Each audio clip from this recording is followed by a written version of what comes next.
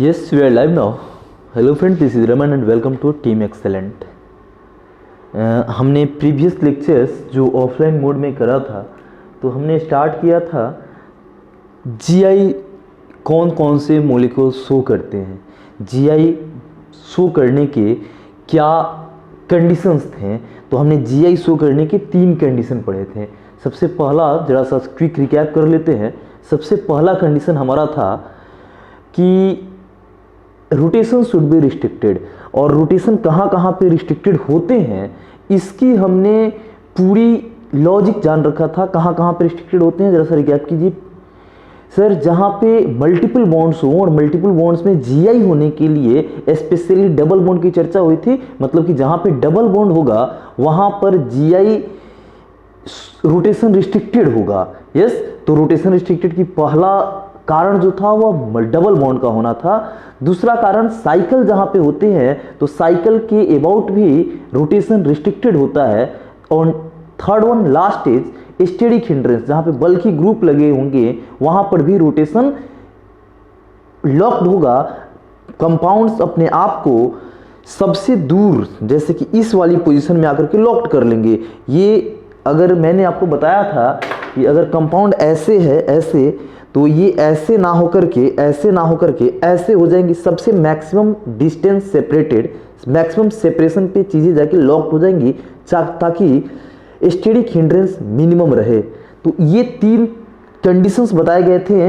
वह कंडीशन है जहाँ पे रोटेशन रिस्ट्रिक्टेड हो सकता है, रोटेशन रिस्ट्रिक्टेड होता है। उसके बाद हम तो पढ़ रहे हैं जीआई के कंडीशन। जीआई के कौन कौन से कंडीशन हो सकते हैं, जीआई ऑब्जर्व, जीआई कौन से मॉलिक्यूल शो करते हैं, उसके क्या क्या कंडीशन है। तो सबसे पहला कंडीशन हमने पढ़ा था, rotation should be restricted, rotation allowed नहीं हो। तो रोटेशन अलाउड नहीं होने के भी 3 तरीके हमने पढ़ा, डबल बॉन्ड के अबाउट, साइकिल के अबाउट एंड स्टेरिक हिंड्रेंस, बल्कि ग्रुप के अराउंड भी रोटेशन लॉक्ड होता है। ये पहला कंडीशन। दूसरा कंडीशन है कि जितने दूर में रोटेशन लॉक्ड होंगे उनके इंडिविजुअल टर्मिनल पे लगे हुए वैलेंसेस डिफरेंट होने चाहिए।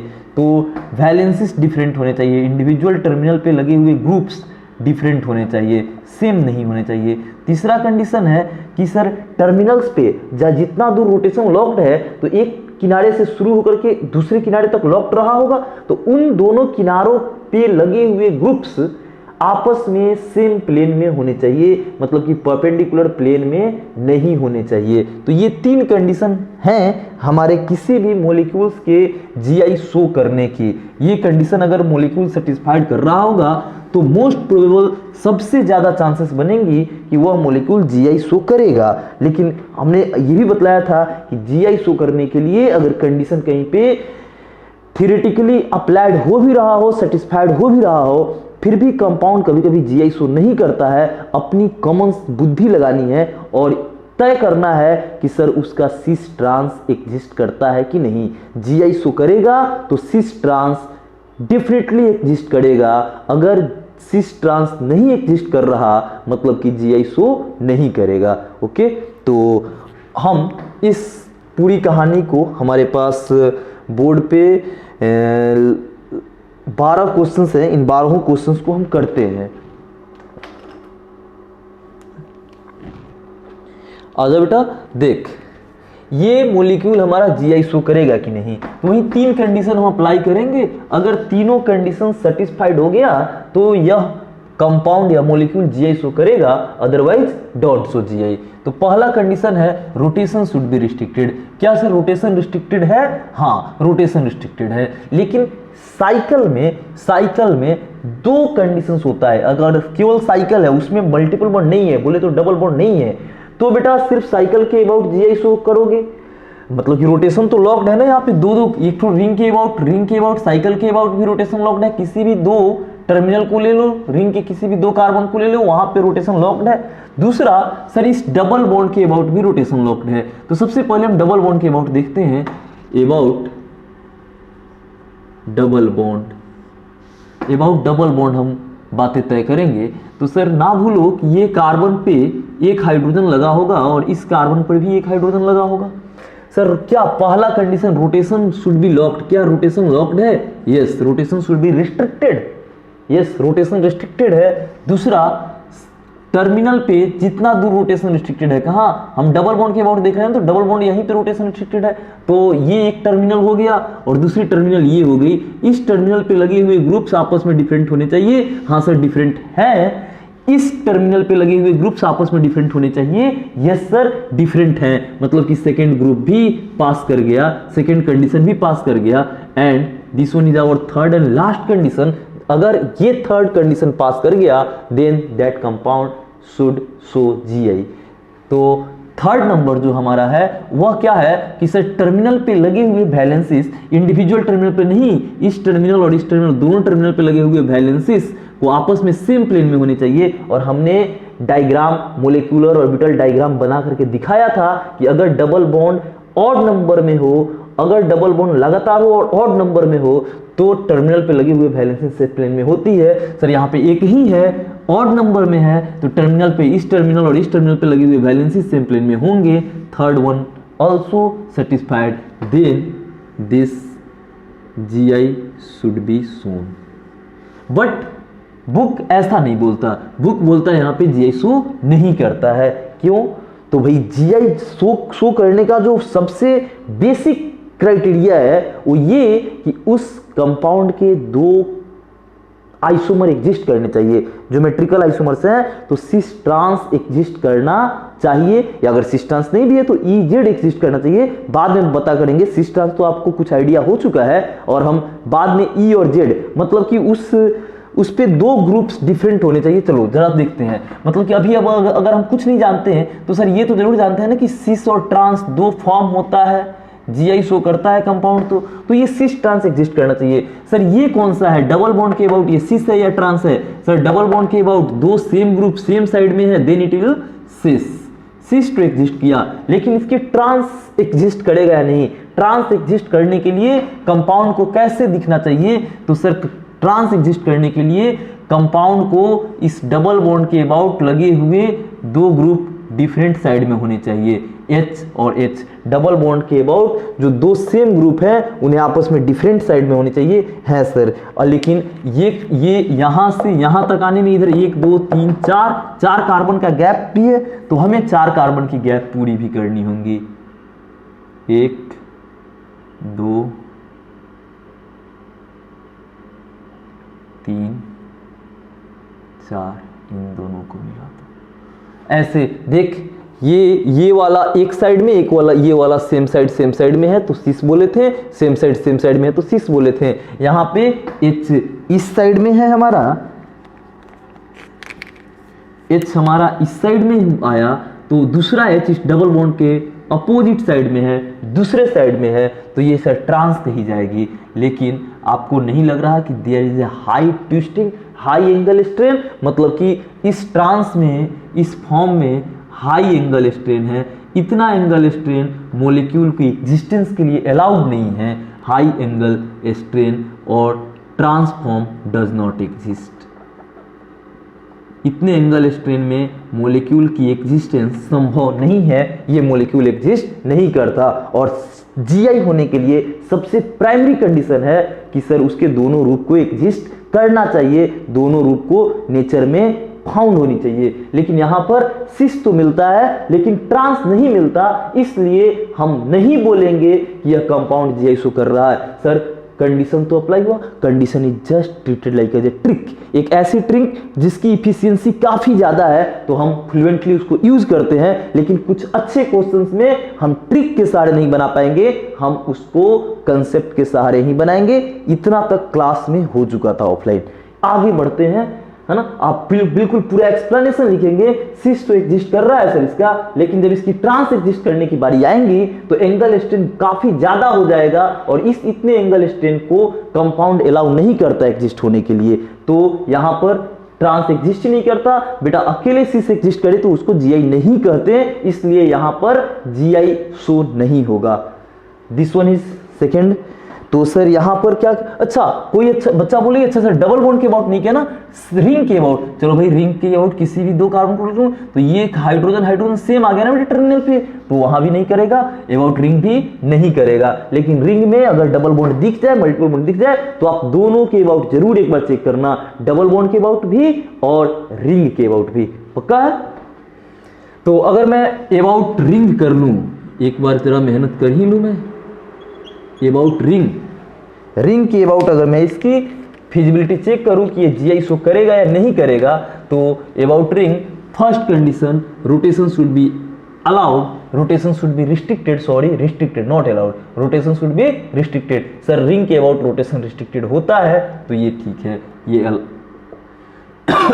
दूसरा कंडीशन क्या है, तो दूसरा कंडीशन ये है कि सर जिन दो टर्मिनल के बीच आपने ये टर्मिनल और ये, इन दोनों पे लगे हुए ग्रुप्स आपस में डिफरेंट होने चाहिए। लेकिन यहाँ पे तो सेम आ गया, यहाँ पर भी सेम आ गया। सर किसी एक जगह भी सेम आ जाए मतलब कि ये रूल फेल हो गया, दोनों जगह पे डिफरेंट होने चाहिए, नहीं डिफरेंट है। तीसरा sir should be in same plane, मैंने बताया था कि रिंग को जस्ट ट्रीट करो as a double bond, double bond. तो ये डबल बॉन्ड बीच में है बेटा, रिंग है ना, ये इस टर्मिनल और इस टर्मिनल के बीच में रिंग है, तो डबल बॉन्ड, एक डबल बॉन्ड सेम प्लेन में होंगे, टर्मिनल पे लगे वैलेंसीज। थर्ड पास है लेकिन फिर भी एक भी फेल है तो यह जीआई शो नहीं करेगा, मतलब कि रिंग के अबाउट जीआई शो नहीं होने जा रहा। सर डबल बॉन्ड के अबाउट कंडीशन तो पास किया लेकिन कंसेप्चुअली इसकी ट्रांस एग्जिस्ट करना चाहिए, लेकिन इसकी ट्रांस एग्जिस्ट नहीं करता। सर क्या ऐसे ही हर जगह पे कंसेप्चुअल भी लगाएंगे और ये रूल भी लगाएंगे? नहीं बेटा, बस सिंगल दिस वन, मतलब इस रिंग में थोड़ी सी आपको रुकना है, थोड़ी सी अपने दिमाग को संतुलित कर करके इसकी जवाब देनी है कि अनाप शनाप ये लगा करके और आप जवाब नहीं दे सकते। इसके लिए अच्छे कंडीशंस, अच्छे कंसेप्ट की जरूरत पड़ेगी, और ये कंसेप्ट ये है कि जीआई शो करने के लिए। और अच्छे कंसेप्ट क्या होते हैं? Just basic concept. अगर आपको बेसिक कंसेप्ट आता है तो आपको अच्छे कंसेप्ट आते हैं। तो बेसिक कंसेप्ट यही है कि जीआई शो करने के लिए सर सिस ट्रांस एग्जिस्ट होने चाहिए, आइसोमर होने के लिए उसका दूसरा रूप भी तो होने चाहिए। इसका दूसरा रूप होगा ही नहीं तो आइसोमर क्यों बोलोगे यार? जब आइसोमर नहीं बोलोगे तो ये ज्योमेट्रिकल आइसोमर्स भी नहीं होंगे, तो ये जीआई नहीं शो करेगा, जीआई शो नहीं करेगा। यहां पे आ जाइए, तो सर यहां पर भी सेम बात आ गई। अब एक बार हम डबल बॉन्ड के अबाउट डबल बॉन्ड, तो फिर डबल बॉन्ड के अबाउट वही बेटा सिस तो दिख रही है, ये कौन सा फॉर्म है? सिस है, लेकिन इसकी trans due to high angle strain does not exist, then double bond के अबाउट जीआई शो नहीं करेगा। और सर रिंग के अबाउट, तो रिंग के अबाउट भी जीआई शो नहीं करेगा। क्यों? सर तीनों कंडीशन लगाओ। फर्स्ट रिंग के अबाउट क्या रोटेशन रिस्ट्रिक्टेड है, किसी भी इसको और इसको मैं पकड़ लिया, मेरा मन इसको और इसको पकड़ लिया, तो क्या रिंग के अबाउट रोटेशन लॉक्ड होता है? यस लॉक्ड होता है, पास है। सेकेंड कंडीशन सर जिन दो टर्मिनल्स को आपने असाइन करा ना उस पे लगे हुए दोनों ग्रुप डिफरेंट होने चाहिए। सर ये चीज सेम आ गया, गलत बात सर, फेल कर गया। थर्ड क्या कहता है? इन दोनों ग्रुप्स जो टर्मिनल आपने कंसीडर किया है सेम प्लेन में होना चाहिए। यस सर रिंग को just treat like as a double bond, तो ये और ये सेम प्लेन में है, पास कर गया, मतलब कि ये भी जीआई शो नहीं करेगा, ना ही ये रिंग के अबाउट करेगा ना ही डबल बॉन्ड के अबाउट करेगा, मतलब कि यह कंपाउंड जीआई शो ही नहीं करेगा। ये बताओ जरा सा। सर फिर डबल बॉन्ड आ गया, ट्रिपल बॉन्ड आ गया। सर तो अब तो आप ये कर ही सकते हो ना अबाउट डबल बॉन्ड। क्या होता है कि सर रिंग डबल बॉन्ड के अबाउट तो कंडीशन तो अप्लाई हो जाएगा, कंडीशन फुलफिल कर रहा है, लेकिन क्या जीआई शो करेगा? नहीं करेगा। क्यों? क्योंकि सर इसका ट्रांस एग्जिस्ट नहीं करेगा, ट्रांस डज नॉट एग्जिस्ट। किसके अबाउट ट्रांस एग्जिस्ट नहीं करेगा? डबल बॉन्ड के अबाउट ट्रांस एग्जिस्ट नहीं करेगा। सर साइकिल के अबाउट देख लो, चलो बेटा अबाउट साइकिल देखते हैं। अबाउट साइकिल कैसे सोचे? कुछ नहीं सोचना है यार, बस करना क्या है कि इस टर्मिनल और इस टर्मिनल, हमें सबसे पहले हमारी प्राथमिकता ये होनी चाहिए कि हमारा इस ग्रुप में ना, इस कंपाउंड में हमें ये सोचना है कि ये जीआई शो करेगा या नहीं करेगा। मतलब कि हमारी कोशिश होनी चाहिए कि अगर यह जीआई शो कर रहा है तो हम उसे पकड़ सके।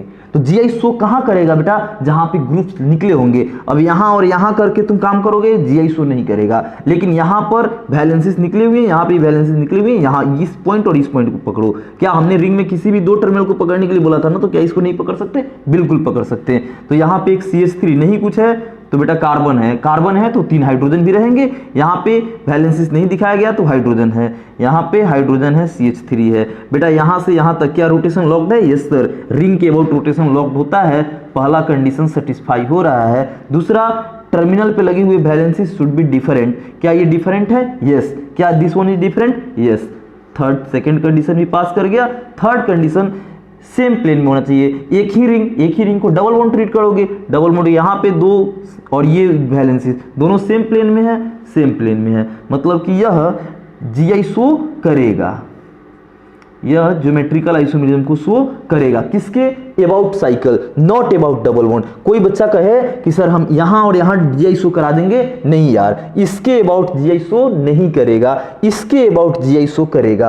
अब कैसे करेगा यार? रिंग को एक प्लेन में रखो और इस टर्मिनल पे CH3 ऊपर, तो यहां भी CH3 ऊपर कर दोगे, then this form is called cis. अगर इस टर्मिनल पे CH3 ऊपर रहा और इस टर्मिनल पे CH3 नीचे कर दिए, then this form is called trans about CH3। Okay, और बेशक अगर यहाँ पे CH3 ऊपर है तो H नीचे रहेगा, यहाँ पे CH3 नीचे है तो H ऊपर रहेगा। H के रिस्पेक्ट में भी ट्रांस हो जाएगा, CH3 के रिस्पेक्ट में भी ट्रांस हो जाएगा। तो सिस ट्रांस CH3 के रिस्पेक्ट में भी है, H के रिस्पेक्ट में भी है। लेकिन सर ये कंपाउंड जो GI शो कर रहा है, ये कंपाउंड जो सिस ट्रांस रख रहा है, क्या वह डबल बॉन्ड के अबाउट रख रहा है या रिंग के अबाउट रख रहा है? रिंग के अबाउट रख रहा है। तो इस बात को थोड़ी सी ज्यादा अच्छा से समझना है आपको कि यह कंपाउंड रिंग के अबाउट ज्योमेट्रिकल आइसोमेरिज्म शो कर रहा है। जरा इसको आप खुद से अटेम्प्ट कीजिए।